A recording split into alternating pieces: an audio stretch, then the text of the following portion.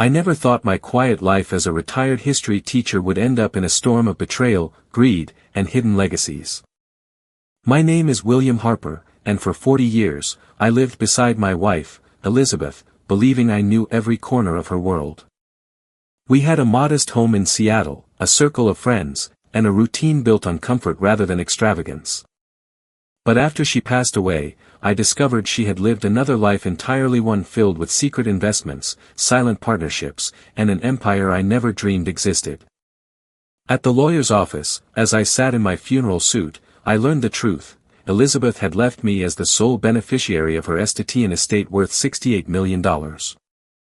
That number crushed me like a weight I couldn't carry. Yet before I could even process the shock, my son, Christopher, showed his true face. His grief twisted into fury. He demanded I sign everything over, declaring I was too old, too weak to manage such wealth. For the first time in my life, I looked him in the eye and said a single word he had never heard from me before: no. That one word changed everything. The morning after Elizabeth's funeral, I found myself sitting in the marble lobby of a law office that looked more like a cathedral than a workplace. I had lived 68 years, most of them with chalk dust on my hands and history books piled around me, but I had never stepped foot in a place so polished, so foreign. The receptionist spoke in a hushed tone, as if grief had permeated even the walls. My son, Christopher, walked in beside me, his dark suit pressed perfectly, his jaw set with determination.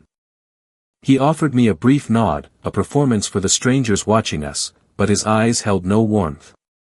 My daughter-in-law, Victoria, lingered just behind, her heels clicking sharply against the marble.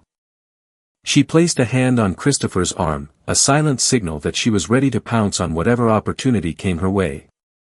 When Mr. Jonathan Pierce, Elizabeth's longtime attorney, called us into his office, I half expected him to tell me what I already knew, that Elizabeth had left me her wedding ring, perhaps a pension, maybe a few savings accounts. We had lived a quiet life together. She made grocery lists on yellow pads and clipped coupons for cereal. I braced myself for something simple, modest, perhaps even disappointing. Instead, Mr. Pierce adjusted his gold-rimmed glasses, looked directly at me, and said words that rattled the air out of my lungs. Mr. Harper, your wife's affairs were extensive. You are the sole beneficiary of her estate, which, as of this morning, is valued at $68,200,000. For a moment, the room spun. I felt the leather chair beneath me but couldn't comprehend the numbers hanging in the air. 68 million. My Elizabeth? The woman who mended my socks by hand and sighed over the rising price of coffee beans. There must be a mistake, I whispered, though my voice cracked under the weight of the impossible. No mistake, Pierce said calmly, sliding a thick binder toward me.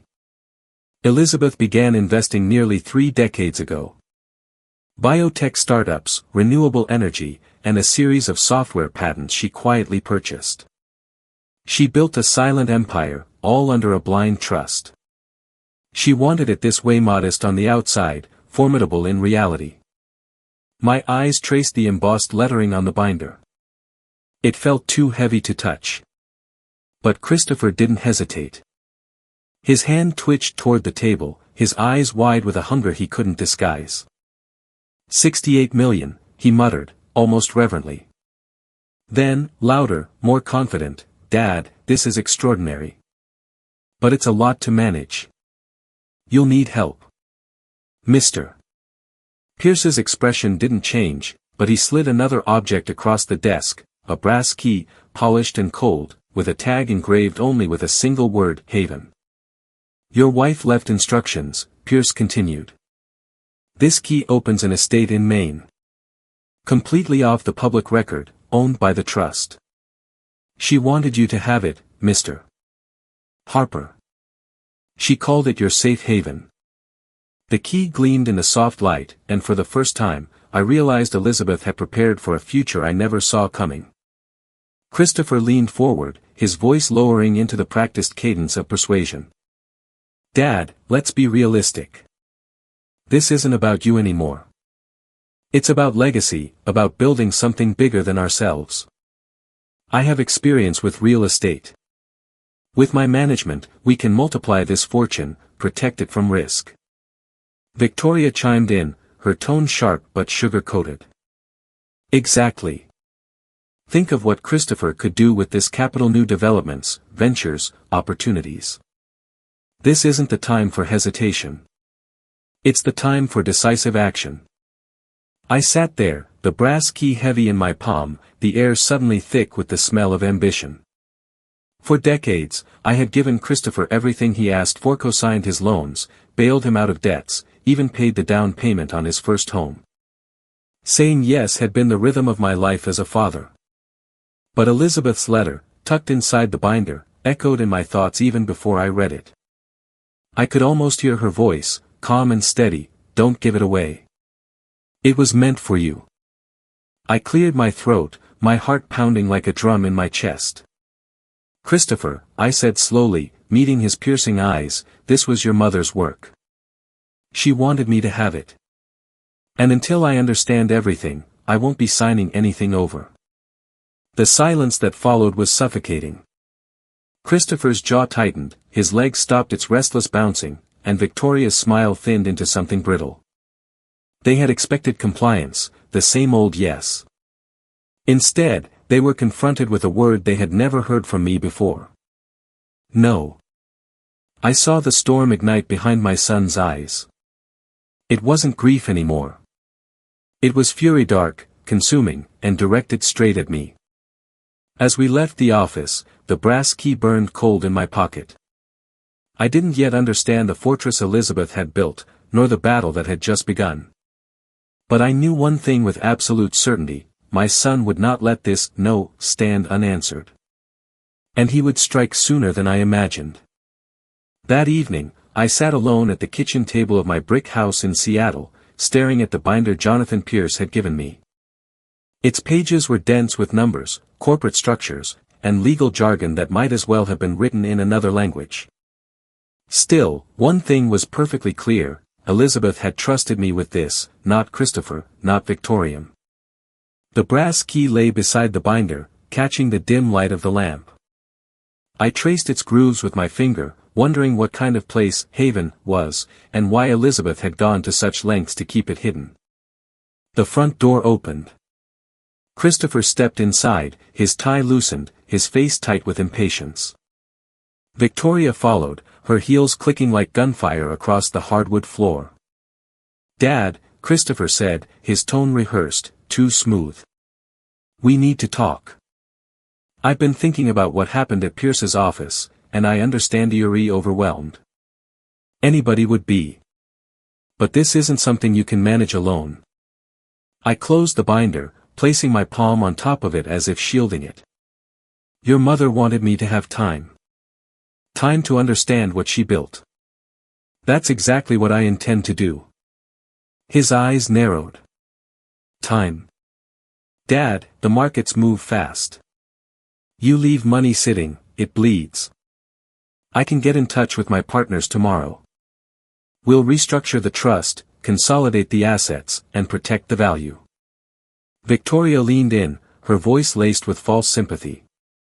"William, you've always cared about family. Think of Christopher's projects, his future, your grandson. Isn't this the chance to finally create a lasting legacy with the Harper name?" I looked at her, at the perfect posture and the way her eyes gleamed with calculation. She wasn't talking about legacy. She was talking about control. "Legacy isn't built on greed," I said quietly. "It's built on integrity. And this," I tapped the binder, "then the key, isn't yours to decide." For the first time in my life, I watched my son's face flush with pure rage. "You're making a mistake, Dad. A massive mistake. You've never understood money, and you never will. You taught history for a living, for God's sake. You think you can manage $68 million? You'll get eaten alive." I steadied my voice. "Better me than someone who sees me as an obstacle to be removed." His nostrils flared. For a moment, I thought he might shout. Instead, he gave a short, cold laugh. Fine. You want to play king of the castle? Go ahead.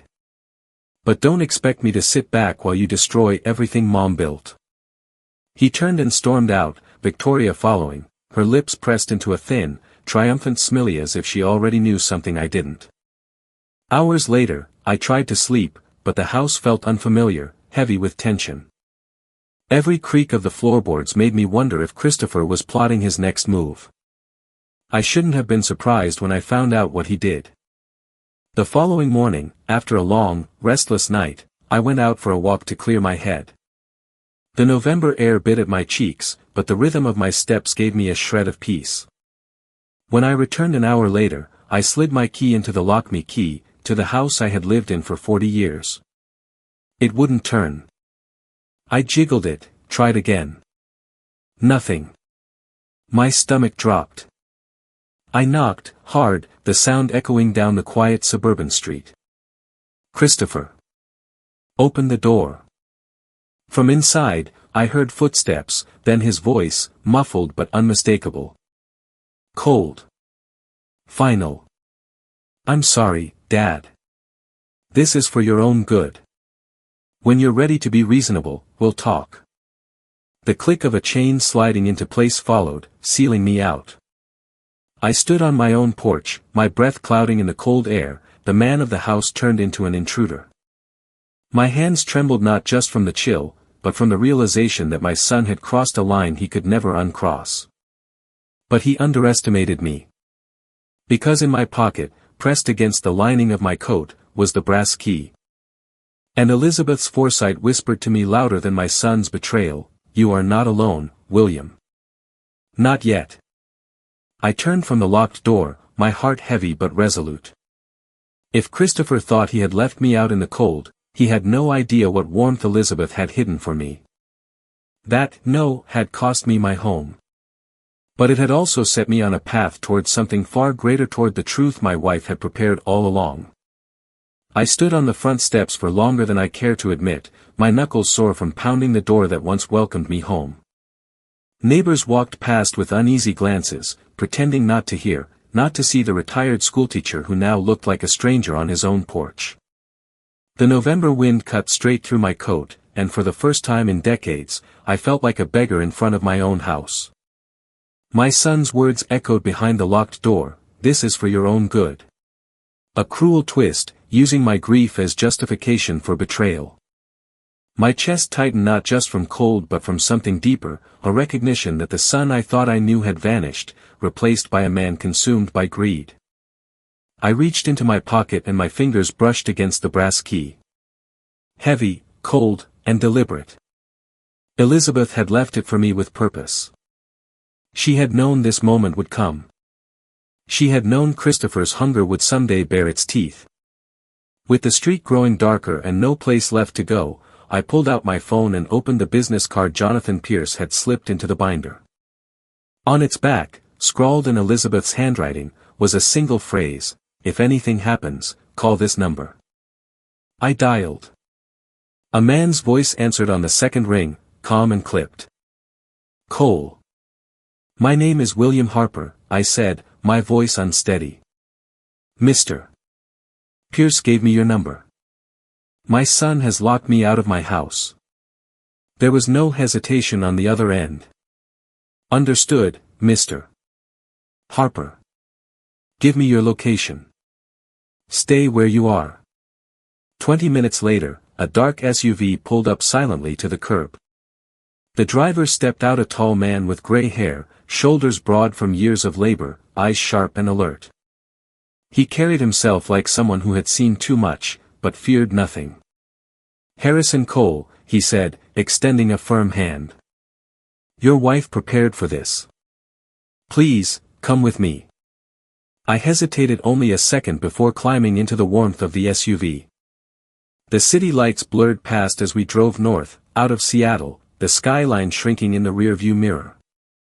Harrison said little, and I found comfort in his silence. It was the silence of competence, of a man carrying out instructions long laid in place. After nearly 3 hours, the highway gave way to winding country roads. The air outside the window smelled of pine and salt from the distant ocean. Finally, we turned down a narrow lane carved between dense trees. A massive steel gate appeared, blending into stone pillars as if it had grown from the earth itself. The brass key fit perfectly into the lock. With a low hum, the gate slid open, revealing a gravel path that led to something I could hardly call a house.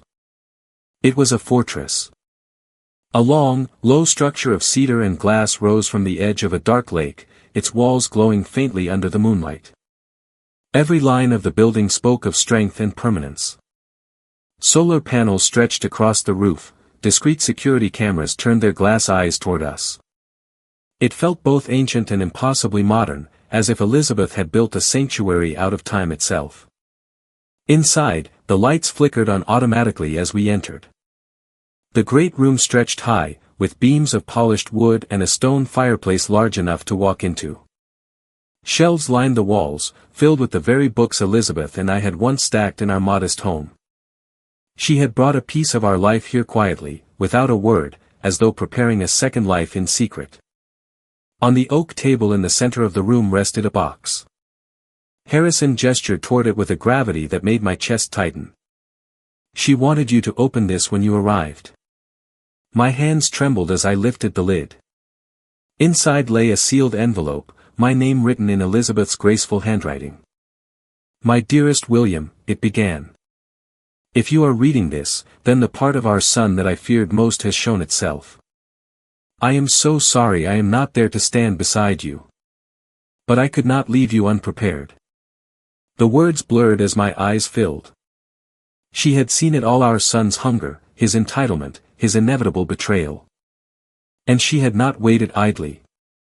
She had built haven, she had arranged guardians like Harrison, and she had left instructions that would guide me through the storm. I folded the letter against my chest, the paper warm from my hands. For the first time since Elizabeth's death, I felt her presence not as a memory, but as a force, steady and unyielding. Christopher thought he had locked me out. But in truth, he had only driven me to the very place Elizabeth had designed to protect me. And now, for the first time, I was ready to fight. I woke up the next morning in a bed that felt more like a command post than a place to sleep. Haven was silent except for the creak of timber and the low hum of unseen systems, solar inverters, geothermal pumps, a rhythm of self-sufficiency that Elizabeth had orchestrated without me ever knowing. Harrison Cole was already up, standing by the tall windows overlooking the lake, a mug of coffee in his hand. He looked out at the forest as though it might suddenly march against us. When he turned, his eyes were steady, unreadable. "Your wife designed this place to be untouchable," he said. "It generates its own power, has independent water, and is monitored by a private security system linked only to me and Mr. Pierce. No one can shut it down from the outside." I followed him as he walked me through the estate.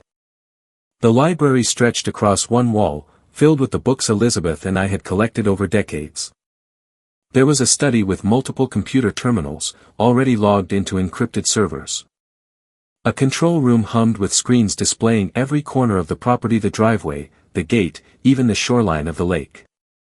"This is not just a home," Harrison said. "It's a fortress. Your wife knew the people closest to you might one day turn. She prepared you a battlefield where you would not be defenseless." The words made me uneasy. I had never thought of life as a battlefield, not in the literal sense. I had fought wars only in the classroom, teaching my students about the rise and fall of empires, never expecting to be in one myself. Yet here I was, surrounded by weapons of foresight my wife had placed in my hands. When I sat at the oak table again, the letter from Elizabeth lay open before me. Her handwriting was firm, deliberate. "William, I fear that Christopher will one day see you as a barrier, not as a father. He has built his life on fragile promises, debts stacked on debts. If he ever turns against you, remember this, his success is not his own. Much of it belongs to us. I purchased the loans that keep him afloat through shell companies he never traced. If he pushes you, you will not need to beg. You will already hold the rope tied around his empire. The revelation struck me like a blow. Elizabeth had not just built wealth, she had built leverage. My son's glittering real estate projects, his carefully curated image of success, all of it was balanced on borrowed money. And Elizabeth had quietly become the creditor behind it all. My first instinct was sorrow. How had we come to this point, where a mother anticipated her son's betrayal with such clarity? But then sorrow hardened into resolve. She had left me not just an inheritance, but the tools to protect it. That afternoon, I walked outside to the edge of the deck. The lake was still, reflecting the pines like a mirror. I thought of Christopher's face in the lawyer's office, the way greed had eclipsed grief in an instant. I thought of Victoria, her lips curling with satisfaction when I refused to hand over control. They were planning already. Of that, I had no doubt. As if summoned by my thoughts, Harrison appeared at my side. "He'll come here," he said. I turned sharply. How could he know about this place? "Men like your son never stop searching," Harrison replied. "He'll hire investigators. He'll follow paper trails. He'll pry until he finds what he's looking for. And when he does, he'll think he can walk through that gate and claim it as his own." I stared at the iron-gray water of the lake. "And what happens when he does?" Harrison's answer was simple. "You show him he's wrong." That evening, Jonathan Pierce called on the secure line. His voice carried the weight of inevitability. "William, Christopher has already contacted our office. He demanded copies of the trust documents and attempted to argue you were incapable of managing them. He's preparing a legal case, likely a petition to have you declared incompetent." I felt the old ache of weariness in my bones. "So it begins." "Elizabeth anticipated this," Pierce said. "She arranged for a full psychiatric evaluation last year. Clean. Sound mind. And your financial records are impeccable. If he moves forward, he will walk into a wall she built long before this moment." I almost laughed, though it was humorless. "She was always 3 steps ahead of me." "She wasn't ahead of you," Pierce corrected gently. "She was protecting you." After the call, I sat alone by the fire, Elizabeth's letter still clutched in my hand. Grief rose in me like smoke, but so did something else, a spark I hadn't felt in years. Resolve. My son believed he had the upper hand because he could change the locks on a house. He didn't understand that my wife had already built me another home, one he could never touch. That night, the cameras on the control screens flickered. A sleek car slowed at the gate, headlights cutting through the trees. Even from the grainy footage, I recognized the profile Christopher. Victoria sat beside him, her face turned toward the looming wall of steel and stone. He didn't press the intercom. He just stared, as if trying to make sense of what stood between him and what he thought was his inheritance. Then, after a long moment, the car backed away, gravel crunching under its tires. My hands gripped the arms of the chair. He had found me. Elizabeth's fortress was no longer a secret. But it was mine. The following morning, Harrison placed a tablet in front of me. His expression was grim. "You need to see this, Mr. Harper." The screen glowed with a carefully curated social media post, a photo of me and Christopher at his college graduation, my hand on his shoulder, both of us smiling. The caption, written by Victoria, dripped with false concern. "We are deeply worried about my father-in-law, William Harper. Since the devastating loss of our beloved Elizabeth, he hasn't been himself. He has isolated in an undisclosed location, influenced by people who restrict family contact. We just want our father back. Please keep us in your prayers. Save William Harper." I scrolled further. There were more posts, pictures of Christmas mornings, family vacations, moments Elizabeth had captured and treasured. Now those memories were weaponized, twisted into evidence of my supposed decline. Hundreds of sympathetic comments poured in. "Such a loving son to care this way. Breaks my heart. Elders are so vulnerable. Praying for you and your family. Each word was a knife. They weren't trying to save me, they were trying to bury me in a narrative I couldn't recognize. They're building their legal case, Harrison said quietly. Public sympathy supports their petition. If the world believes you're unstable, the courts will be more inclined to agree. I rubbed my temples. They've turned my own memories against me. Elizabeth's memories. The secure phone rang. Jonathan Pierce's calm, precise voice filled the room. William, I expected this. Brenda, excuse me, Victoria is clever. But remember, Elizabeth prepared for this exact tactic.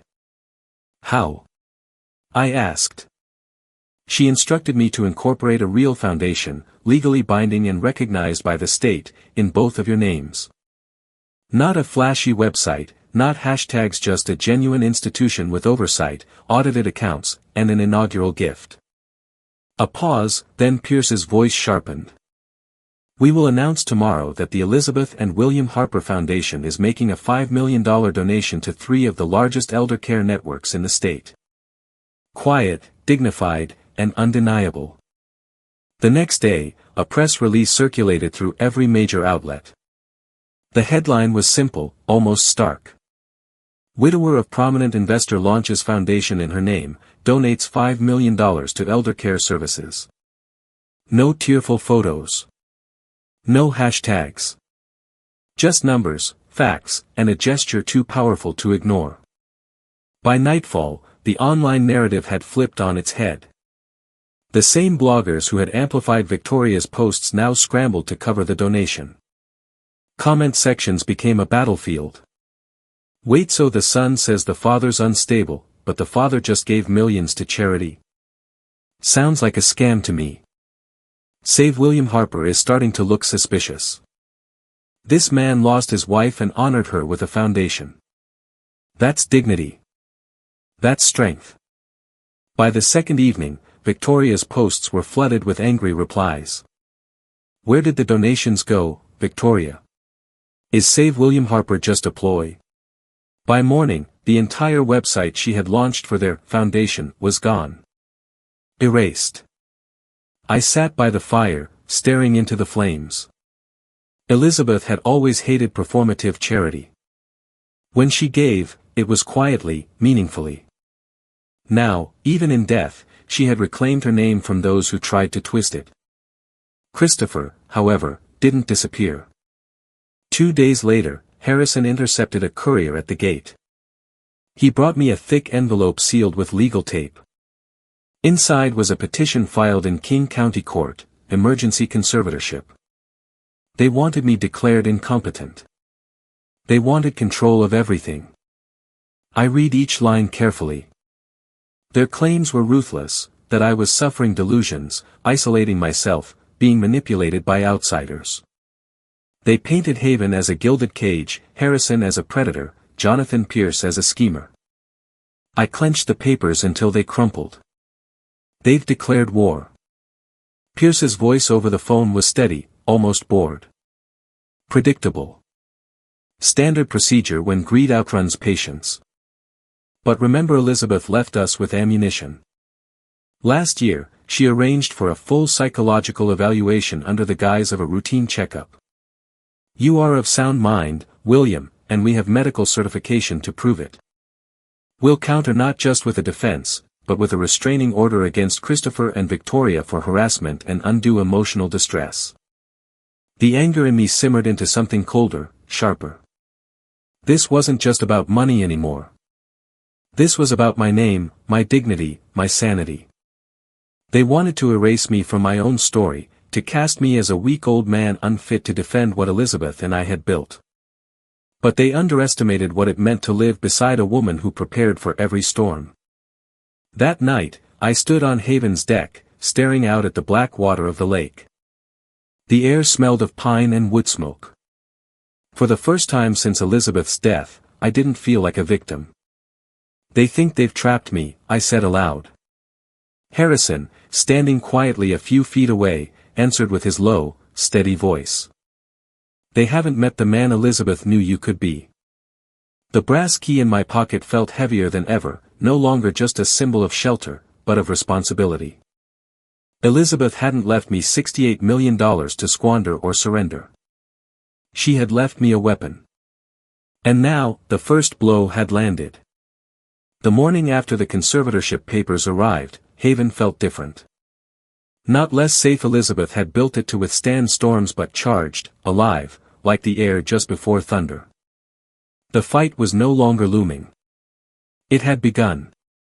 I sat in the control room, the hum of servers filling the silence, the monitors flickering with images of the gate and the forest road.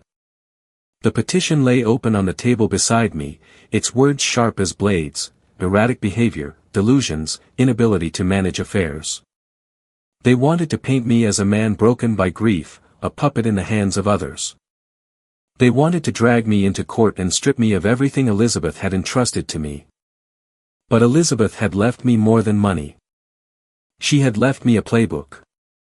Harrison placed a new folder before me. "Mr. Pierce had this delivered overnight," he said. "Elizabeth's research into Christopher's business dealings." I opened it, and what I saw made my stomach twist. Company ledgers, loan agreements, property transfers, all meticulously annotated in her handwriting. Elizabeth had tracked Christopher's empire like a hawk, not out of malice, but because she knew what he was building was hollow.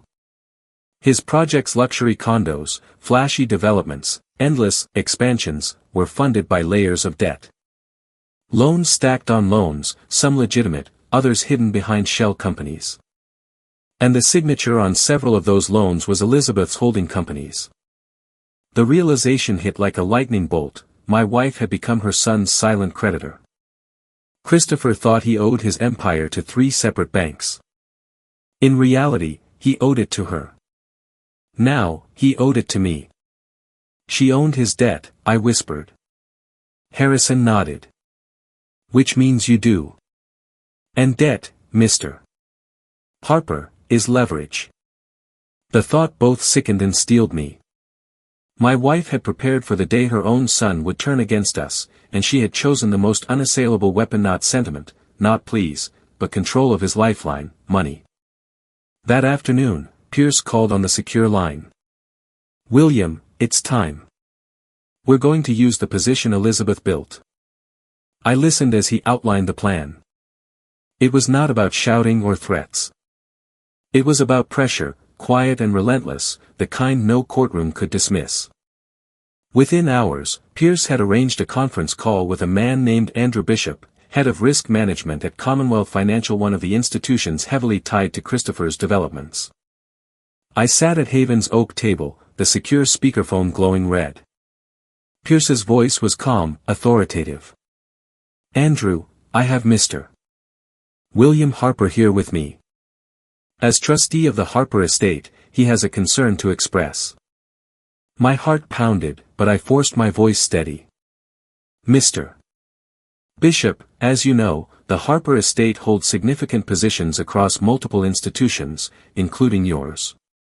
It has come to my attention that the Harper Development Group run by my son is engaging in practices that present reputational risk. Over-leveraging. Unsustainable growth. I cannot allow the estate to remain exposed to instability of that magnitude." There was silence, heavy and calculating. Finally Bishop cleared his throat. "What are you suggesting, Mr. Harper?" "I'm not suggesting," I said carefully. "I'm informing. We are reviewing all associations with Harper Development. I urge your board to do the same. The estate will not remain tied to liabilities." The words were polite, measured, but they carried the weight of a loaded weapon. I had spoken in the language banks understood: reputation, exposure, risk. Bishop's tone shifted, clipped with urgency. "Understood, Mr. Harper. I'll begin a full review immediately." The call ended. Pierce's voice came softly through the speaker. That was the first domino. And it was. Within 24 hours, Christopher's credit lines at Commonwealth were frozen, pending investigation. Other lenders, catching the scent of blood, began calling in their loans. Investors backed away from his projects, their once eager voices suddenly full of excuses. I didn't need to raise my voice. I didn't need to threaten. Elizabeth had already tied the rope. All I had to do was pull. But the financial chokehold was only half the strike. 4 days later, Harrison placed another folder on the table. From Ms. Monroe, he said. Rachel Monroe, journalist Elizabeth had identified years ago as relentless, incorruptible.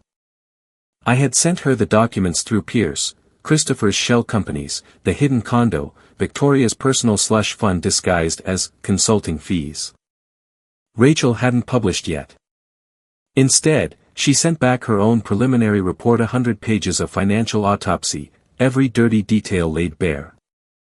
Reading it was like watching my son's empire unravel thread by thread.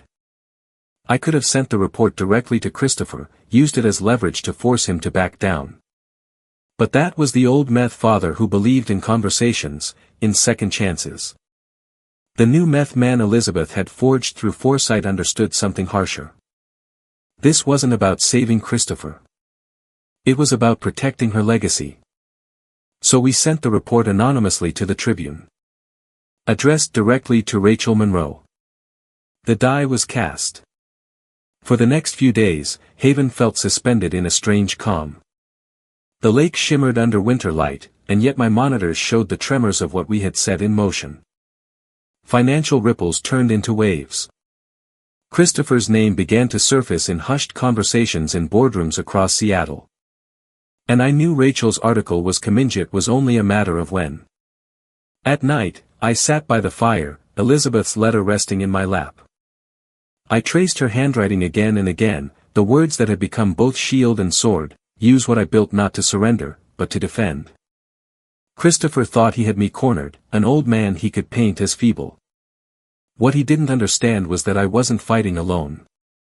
Elizabeth was still herein, every page of the ledger, every clause of the trust, every carefully planned step I now walked. The conservatorship petition was their opening shot. The financial freeze and Rachel's investigation were mine. And for the first time since my son turned on me, I felt the tide shift. The war wasn't over. But for once, I wasn't the hunted. I was the one holding the blade. The summons came on a Tuesday morning. A sheriff's deputy arrived at Haven's gate, his cruiser idling on the gravel road. Harrison retrieved the thick envelope and handed it to me with quiet gravity. Inside was the official notice: Christopher and Victoria had filed their petition in court. They wanted me declared mentally incompetent. They wanted guardianship. They wanted control of every dollar Elizabeth had left. I read each accusation: delusions, vulnerability, isolation, undue influence. Each phrase was a dagger, stabbing not just at my sanity but at my dignity. The old William the father who had spent a lifetime bending to his son's whims would have been crushed by those words. But that man was gone. Elizabeth had forged someone harder, steadier. Tell Pierce to accept the summons, I told Harrison. We'll meet them in court. The courthouse smelled of varnished wood and floor polish, the kind of scent that spoke of judgment and history. The gallery buzzed with low voices: journalists, curious onlookers, even a few of Christopher's business associates. They weren't here for justice. They were here for spectacle. I waited in a side room until Pierce touched my shoulder. It's time. When I entered the courtroom, Christopher and Victoria were already seated, dressed in somber perfection. Christopher's suit was immaculate, his jaw clenched, his entire posture designed to project the image of a concerned son. Victoria wore pearls and a charcoal dress, her hand resting gently on his arm like an actress playing the part of a devoted wife. For a moment, their confidence seemed unshakable. They looked like people certain of victory. Then Christopher saw me. I wasn't hunched. I wasn't frail. I wore a navy suit Elizabeth had chosen years ago, my shoulders squared, my gaze clear. I didn't take the defendant's chair. I sat opposite him, across the aisle, with Pierce at my side. His expression faltered just for a second, but enough to know he hadn't expected this man to walk through the door. The judge entered, her gavel cracking once against the wood. This court is now in session. Christopher's lawyer was smooth, well-practiced. He painted me as fragile, grieving, unstable. He projected emails Christopher's carefully worded, "Just checking in, Dad. Hope you're okay." He displayed screenshots of Victoria's social media campaign, her posts full of compassion and worry.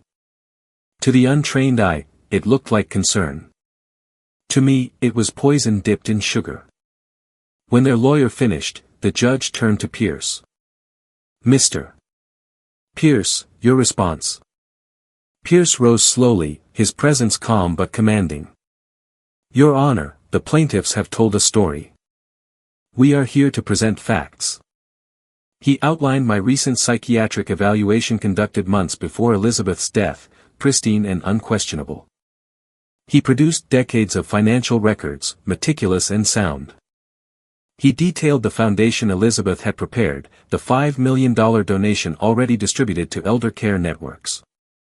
"These are not the actions of a man incapable of judgment," Pierce concluded. "These are the actions of a trustee executing his duty." Then he paused, his eyes locking with Christopher's. "And now, Your Honor, we call a special witness." The heavy courtroom doors opened. A woman stepped inside, dressed simply in a dark blue dress, her posture straight and steady. Angela Rivera. My breath caught.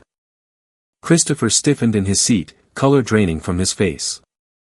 Victoria leaned toward him, whispering urgently, but he didn't move. He looked as though he'd seen a ghost.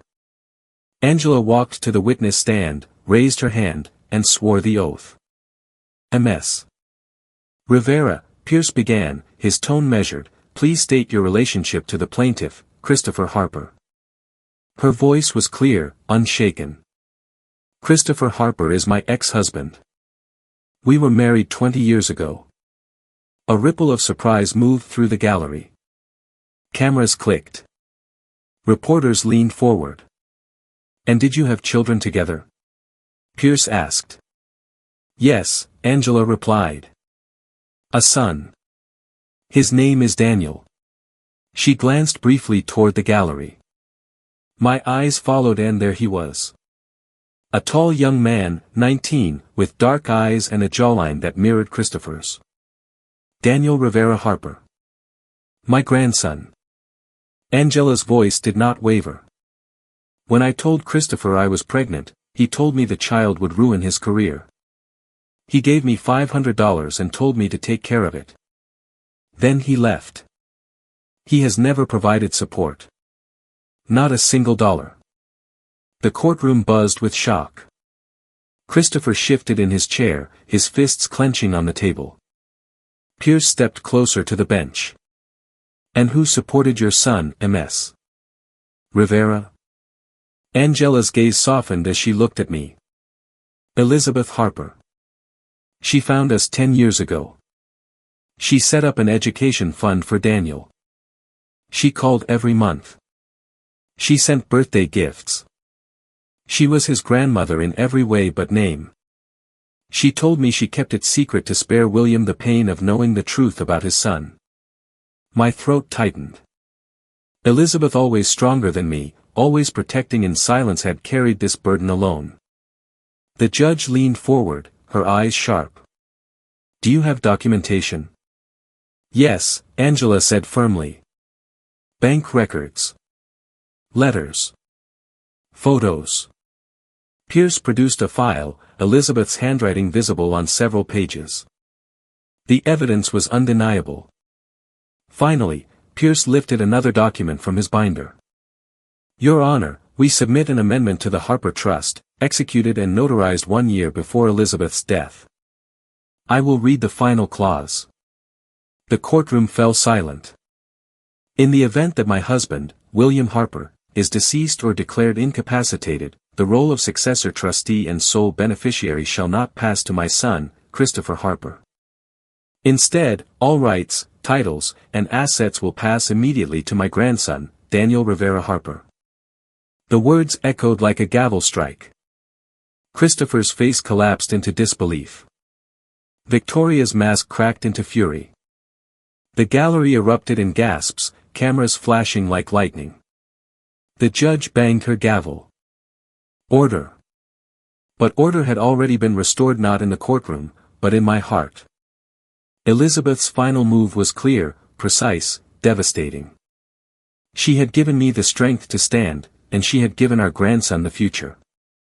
Christopher had not only lost the case. He had lost his claim to the past, the present, and the future. And Elizabeth had checkmated him from beyond the grave. The sound of the judge's gavel still rang in my ears as if it had cracked through more than wood. Dismissed with prejudice. Those 3 words struck harder than any blow Christopher had ever delivered. I turned my eyes from him. My son, me only child, sat slumped at the plaintiff's table, his face pale, his jaw slack, his eyes hollow.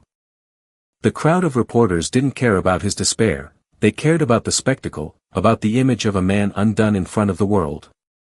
Cameras clicked, capturing the exact moment his empire crumbled, his reputation bled dry. Victoria no longer looked at him with loyalty. Her fury was sharp, directed entirely at him. She had gambled everything on his entitlement, and he had lost. I wondered if she would leave him before the ink dried on the court documents. I didn't watch them walk out. I didn't want the last image of my son burned into me to be one of defeat and bitterness. Instead, I turned toward the gallery. Angela stood tall, her hands clasped, dignity shining through the years of silence she had endured. And beside her, Daniel, me grandson. His eyes were Elizabeth's eyes, steady and full of something I hadn't seen in Christopher in decades, possibility. I walked to him. The crowd melted away, the noise fell into nothing. For a moment, there was only us. I opened my arms, hesitant, uncertain if he would accept. Daniel stiffened, then slowly stepped into the embrace. His shoulders were tense, then softened. He clung to me, not as a stranger, but as someone who had waited his whole life for a family that had never claimed him. In that moment, victory felt hollow. What mattered wasn't money, wasn't the gavel or the headlines. What mattered was the boy in my arms, the missing piece Elizabeth had quietly protected while I lived unaware. A week later, I returned to Haven with Daniel and Angela. The lake shimmered beneath the late winter sky, the forest whispering in the cold wind. Harrison opened the gate, nodding respectfully as he always did, but his gaze softened when it landed on Daniel. "This is what your grandmother wanted," Harrison told him. "For you to see this place. For you to know her." Inside, Haven felt different with their presence. It no longer felt like a fortress built to repel. It felt like a home, finally filled with family. Daniel wandered the great room, his fingers trailing across the spines of books Elizabeth and I had collected, his reflection caught in the glass wall overlooking the lake. I watched him and thought of Elizabeth's letter, the one I had read a dozen times, folded and refolded until the paper softened. That evening, as the fire crackled, I pulled the envelope from my jacket pocket and held it out to him. "Your grandmother wanted you to have this," I said. My voice broke despite my effort to keep it steady. "She wanted you to know you were never forgotten. That you were loved." Daniel took the letter with reverence, his hands trembling. He didn't open it right away. He pressed it against his chest, eyes glistening with unspoken gratitude. Angela watched quietly from the armchair, her face etched with relief.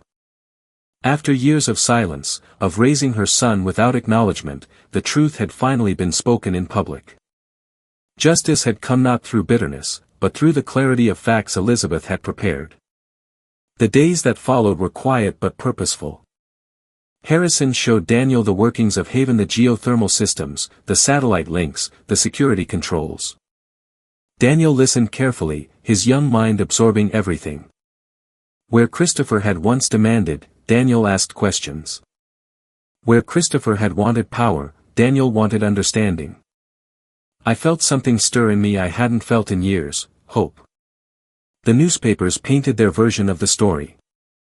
Local developer exposed, family court drama ends in stunning defeat. Business journals dissected the fall of Christopher Harper, once lauded as a rising star. Social media, once full of hashtags pleading to "save me," now mocked the very campaign Victoria had built. But I didn't read those articles for satisfaction. I read them as a reminder. This wasn't a victory over my son. It was the survival of Elizabeth's truth. Christopher disappeared from the headlines soon after. His creditors closed in, his projects collapsed. Victoria's carefully crafted social circle dissolved, her friends scattering like leaves in the wind. I heard whispers that Christopher had tried to rebuild in another city, smaller, quieter, but his name was already a scar. Trust once broken is not easily mended. One evening, I stood with Daniel on the deck overlooking the dark water. The stars reflected on the surface, and the forest was a wall of shadows. He held the letter Elizabeth had written, now carefully folded back into its envelope. She was extraordinary, he said softly. She was, I agreed. She built this not for wealth, but for protection. For love. She saw storms coming long before I did. Daniel turned to me. And she believed in you. Enough to know you could carry it when the time came. His words struck deeper than he knew. For so long, I had seen myself as a man of small influence, a teacher, a father who said yes too easily, a husband content to let his wife lead quietly. Yet Elizabeth had trusted me with her fortress, her fortune, her foresight. I wasn't just carrying her plan. I was carrying her faith in me. Now, when I sit by the fire in Haven, I no longer feel the weight of grief pressing me down. I feel Elizabeth's presence not in sorrow, but in strength. The shelves of books are not relics. They are reminders. The brass key no longer feels like a burden. It feels like a promise. Christopher's demands, his fury, his betrayal, they no longer define me. What defines me is the choice I made when I finally said no. What defines me is the family I found when the lies crumbled. Elizabeth's true legacy was not $68 million. It was foresight, resilience, and love that outlasted death. It was the quiet strength of preparation and the unbreakable truth of family restored. To anyone listening, let me tell you this: never mistake silence for weakness. Greed shouts, entitlement demands, but true power prepares in quiet, with patience, with documents, with facts. Elizabeth taught me that. And when the storm finally broke, her preparation held.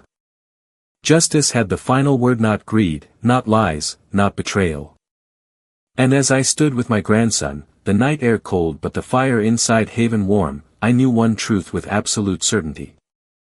Elizabeth had not just left me an inheritance. She had left me an unshakable future.